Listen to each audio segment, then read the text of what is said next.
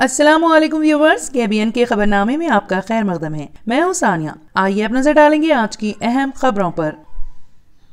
RS यूनानी pharmacy, Bahadurpura x road, opposite Canara bank, Hyderabad. मैं हूं सज्जाद ज़ैदी और मेरे साथ है अब्दुल रशीद। देख सकते हैं कि मेरे हाथ में है यूनिस्टोन।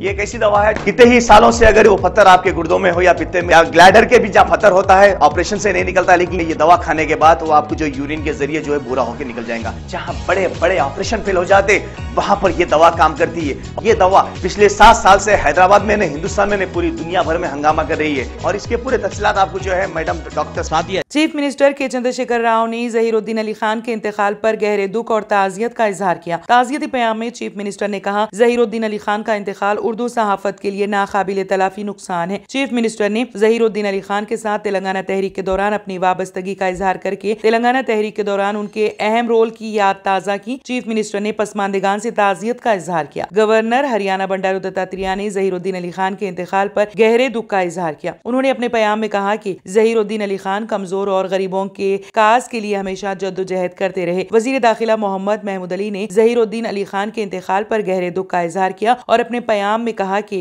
ज़हीरुद्दीन अली खान के कारनामे हमेशा याद रखे जाएंगे। इंतकाल से कौम एक हमदर्द और उर्दू दोस्त से महरूम हो गई है। वो रोजनामा सियासत के तहत उर्दू मीडियम तलबा के लिए हर साल स्कॉलरशिप्स और मुतालियाती मवाद की फराहमी और करियर गाइडेंस में उनका अहम रोल रहा है। उन्होंने तेलंगाना तहरीक में ज़हीरुद्दीन अली खान के रोल को याद किया। साबिक वजीर मोहम्मद अली शब्बीर ने कहा कि ज़हीरुद्दीन अली खान गैर मामूली शख्सियत के मालिक थे, जिन्होंने अपनी जिंदगी अक़लियतों और कमजोर तबकात की भलाई के लिए वक्फ कर दी। समाजी इंसाफ के अलावा सहाफत को उर्दू अवाम की आवाज बनाने में अहम रोल अदा किया। उनके इंतकाल से हर किसी को सदमा पहुंचा है और उनकी खिदमत को हमेशा याद रखा जाएगा। तेलंगाना के कोरटला में आज सुबह नामालूम अफराद के कातिलाना हमले में जख्मी BRS पार्टी के नुमाइंदा काउंसलर पोगुल्ला लक्ष्मी राजम की दौरान इलाज मौत हो गई। तफसीलात के मुताबिक पोगुल्ला लक्ष्मी राजम कारगिल चौरास्ते पर वाक़े गायत्री बैंक के करीब चाय नोशी के लिए गए थे कि उन पर नामालूम अफराद ने तेज हथियार से हमला करते हुए शदीद जख्मी कर दिया, जिससे लक्ष्मी राजम के जिस्म पर गहरे जख्म आए, जिस पर उन्हें करीमनगर के चिलमेड आनंद राव हॉस्पिटल मुंतकिल किया गया, जहाँ इलाज के दौरान उनकी मौत हो गई। इत्तला मिलते ही sub inspector police Koratla Kiran Kumar ने भारी जमीयत के साथ मुकामी वाक़े पर पहुंचकर अवाम से मालूमात हासिल करते हुए हमला आवरों की तलाश शुरू कर दी है। पोगुल्ला लक्ष्मी राजिम की अहलिया पोगुल्ला ओमा रानी वार्ड काउंसलर है। कत्ल की वजह फौरी तौर पर मालूम नहीं हो सकी है। तेलंगाना के एक IAS अफसर संदीप कुमार झा ने हैदराबाद के बंजाराहिल्स पुलिस स्टेशन में शिकायत दर्ज कराई कि उनकी बीवी खुसूर और बिरादर निस्बती उन्हें हरासा कर रहे हैं। पुलिस तफसीलात के मुताबिक संदीप कुमार झा और पल्लवी झा की शादी नवंबर 2021 में हुई थी। उन्होंने शिकायत में कहा कि उनकी बीवी खुसूर और बिरादर निस्बती से उन्हें जहनी और जिस्मानी परेशानियों का सामना करना पड़ा। उन्होंने कहा कि उनके ससुराल वाले उनकी जायदाद को बीवी के नाम मुंतकिल करने के लिए दबाव डाल रहे हैं और उनकी अहलिया ने घरेलू तशद्दुद और जहेज के मुकदमात दर्ज करने की धमकी दी। पुलिस ने बताया कि तीनों के खिलाफ मुख्तलिफ मुकदमात के तहत मुकदमा दर्ज कर लिया गया है। ताहम चंद दिन कबल छत्तीसगढ़ में उनकी बीवी पल्लवी ने शिकायत की कि उनके शौहर गैर फितरी जिनसी ख्वाहिश पूरी करने के लिए दबाव डाल रहे हैं और उन्हें जहेज के लिए हरासा कर रहा है। अदालत की हिदायत पर पुलिस ने मुकदमा दर्ज कर लिया।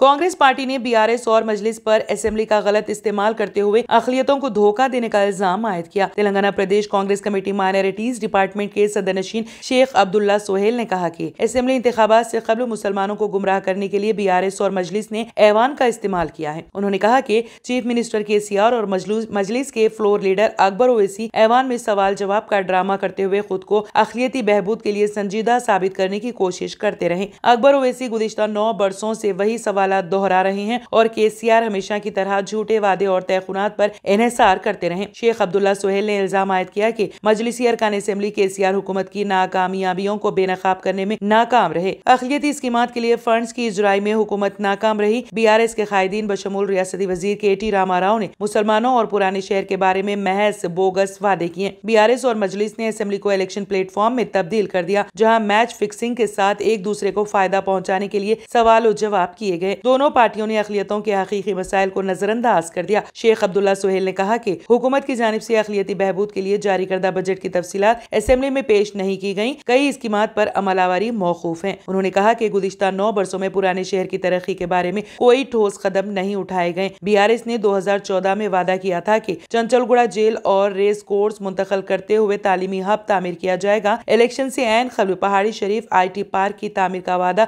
महज इंतखाबी फायदे के लिए है। उन्होंने कहा कि जयपुर मुंबई ट्रेन में कांस्टेबल की फायरिंग में शहीद सैयद सैफ उद्दीन के पसमानदगान को हुकूमत ने सरकारी मुलाजिमत के बजाय आउटसोर्सिंग मुलाजिमत फराहम करते हुए धोखा दिया है। इलाहाबाद हाई कोर्ट ने ज्ञानवापी इहाते में गैर हिंदुओं के दाखिले पर पाबंदी लगाने के मुतालबे में दायर की गई मुफादे आमा की अर्जी वापस लिए जाने की बुनियाद पर खारिज कर दी। यह हुक्म चीफ जस्टिस प्रीतिंकर दिवाकर और जस्टिस आशुतोष श्रीवास्तव की बेंच ने आज दिया। वाराणसी की अदालत में श्रृंगार गौरी की बाकायदा पूजा की इजाजत के लिए मुकदमा दायर करने वाली राखी सिंह, जितेंद्र सिंह बैसन और दीगर की जानिब से दायर PIL में कहा गया था कि श्रृंगार गौरी केस में जब तक वाराणसी की अदालत का फैसला नहीं आ जाता उस वक्त तक कैंपस में गैर हिंदुओं के दाखिले पर पाबंदी आयद की जाए और ज्ञानवापी कैंपस में पाए जाने वाली मुबैना हिंदू अलामात को महफूज रखने का हुक्म दिया जाए। अदालत का कहना था कि अर्जी गुजार ने वाराणसी की अदालत में दीवानी मुकदमा दायर किया है। वो हाई कोर्ट से जो भी हुक्म हासिल करना चाह रही है वो सब कुछ वाराणसी की निचली अदालत में भी दरख्वास्त दाखिल करके मुतालबा कर सकती है। दरख्वास्त गुजार के इस बयान पर कि वो अपनी बात लोअर कोर्ट वाराणसी में पेश करेंगी, इस बुनियाद पर इसकी जानिब से दरख्वास्त वापस लेने पर खारिज कर दी। सुप्रीम कोर्ट ने मणिपुर तशद्दुद के मामलात की जांच की निगरानी के लिए मुख्तलिफ हाई कोर्ट्स के रिटायर्ड जजों की एक कमेटी तश्कील दी। चीफ जस्टिस DY चंद्रचूड़ और जस्टिस JB पारदीवाला और मनोज मिश्रा पर मुश्तमिल बेंच ने मरकज की तरफ से पेश होने वाले R वेंकट रमनी और मणिपुर हुकूमत की तरफ से पेश होने वाले सॉलिसिटर जनरल तुषार मेहता और दीगर वकला की दलाइल सुनने के बाद ये हुक्म दिया है। बेंच ने तशद्दुद से मुतासिरा मणिपुर में इमदाद, बाज आबादकारी, घरों और इबादत गाहों की तामीर नौ के इक़दामात समेत इंसानी नोवियत के मुख्तलिफ पहलुओं पर गौर करने के लिए हाई कोर्ट की रिटायर्ड जजों justice Geeta Mittal, justice Shalini P Joshi और जस्टिस आशा पर मुश्तमिल एक टीम तश्कील देने का फैसला किया है। Justice Mittal Jammu Kashmir high court के साबिक चीफ जस्टिस हैं, जबकि justice Joshi Bombay high court के साबिक जज हैं और justice Menon Delhi high court के साबिक जज हैं। अदालत उस्मानिया महाराष्ट्र के साबिक police director general Dattatreya solicitor को पुलिस तहकीकात की निगरानी के लिए तकर्रुर करने की भी हिमायत की। जस्टिस चंद्रचूड़ की सरबराही वाली बेंच ने कहा कि बेंच ने इस्मत दरी और जिनसी ज्यादती के तकरीबन 11 मामलों की जांच करने वाली central bureau of investigation CBI की जांच टीम में मुख्तलिफ रियासतों के 5 या 6 डिप्टी SP रैंक के अफसरान को शामिल करने की तजवीज पेश की। ये टीम 4 मई 2023 को 2 खवातीन की बरहना परेड के मामले की भी तहकीकात करेगी। बेंच ने मणिपुर हुकूमत की जानिब से SIT की तश्कील के बारे में दलील देने पर कहा कि लेकिन कानून की हुक्मरानी में भरोसे को यकीनी बनाने के लिए वो ये हिदायत देने की तजवीज कर रही हैं कि डिप्टी SP के रैंक के कम से कम 5 या 6 अफसरान होंगे जिन्हें मुख्तलिफ रियासतों से डेप्यूटेशन पर CBI में लाया जाएगा। WHO के एक बयान के मुताबिक डाप्ले फार्मा प्राइवेट लिमिटेड के लिए भारत में बनाए गए कोल्ड आउट खांसी के शरबत में जहरीला केमिकल शामिल था। कोल्ड आउट सिरप की दवाई एथिलीन ग्लाइकॉल से आलूदा पाई गई है, जो एक जहरीला सनती मादा है। वर्ल्ड हेल्थ ऑर्गेनाइजेशन ने कहा है कि इराक में पिछले महीने पाया जाने वाला आलूदा आम सर्दी का शरबत महाराष्ट्र में वाक़ई एक हिंदुस्तानी दवा साज कंपनी ने तैयार किया था।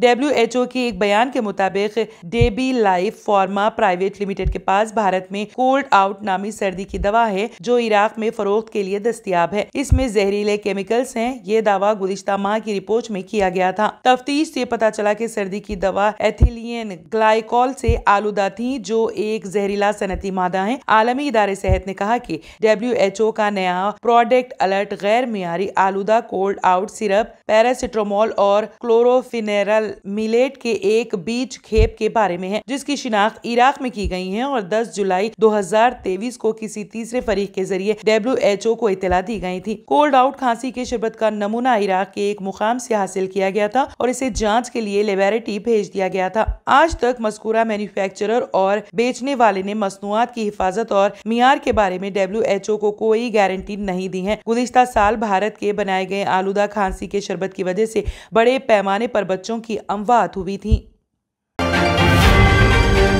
यूक्रेन की सिक्योरिटी सर्विस SBU ने एक खातून को रूसी सदर व्लादिमीर ज़ेलेंस्की के कत्ल की साजिश के इल्जाम में गिरफ्तार कर लिया है। SBU ने कहा है कि उसने जून में ज़ेलेंस्की के सैलाब से मुतासिरा माइकोलाइव के दौरे से पहले सफर का प्रोग्राम मालूम करने की कोशिश की थी। SBU ने कहा कि खातून को उस वक्त गिरफ्तार किया गया जब वो रूसियों को खुफिया मालूमात पहुंचाने की कोशिश कर रही थी।